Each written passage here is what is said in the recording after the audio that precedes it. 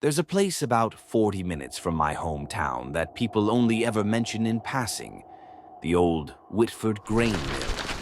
It shut down in the late 80s after a fire that supposedly killed 2 workers trapped inside the silo. No one ever rebuilt it, just fenced it off and left it to rot. Naturally, that made it a target for idiots like us. It was October, senior year of high school, when my friend Nate decided we needed one last mission before graduation. There were 4 of us that night: me, Nate, Cole, and Ryan. We brought flashlights, masks, and a camera to document everything. The idea was to film a fake ghost hunt video for YouTube.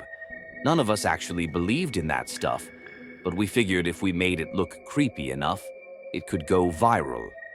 The road to the mill was already sketchy: overgrown weeds, cracked asphalt, and silence thick enough to make you uneasy. We parked a block away, climbed through a hole in the fence, and immediately felt the temperature drop. Inside, it smelled like burnt wood and rust. The floors creaked under us, and most of the walls were coated in graffiti. Some of it was old, some of it wasn't.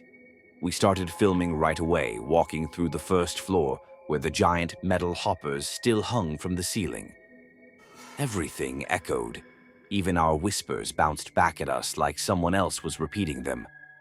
Ryan, who was behind the camera, kept complaining about his mic picking up faint whispering. We joked it was just the wind. Then we found the stairs.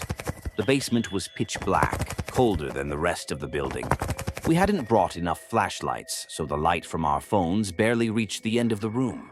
There were massive concrete silos down there, round openings in the floor covered with metal grates. That's when Cole said he heard something moving under one of them. At first it sounded like a chain dragging. Then came a deep, slow knocking sound. We froze. Nate, being the idiot he is, crouched near the grate and yelled, "Hello?"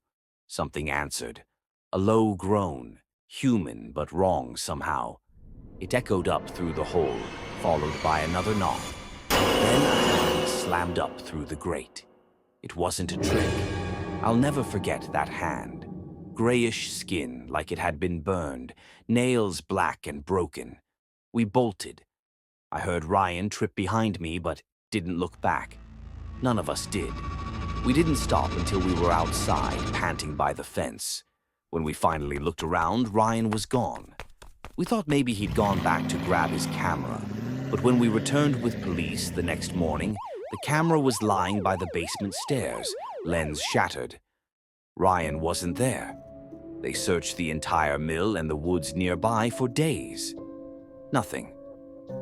2 weeks later, Nate got a text from Ryan's number. No message, just a photo. It was the basement, and in the middle of the frame, under the grate, was a burned face staring up at the camera. We never went back.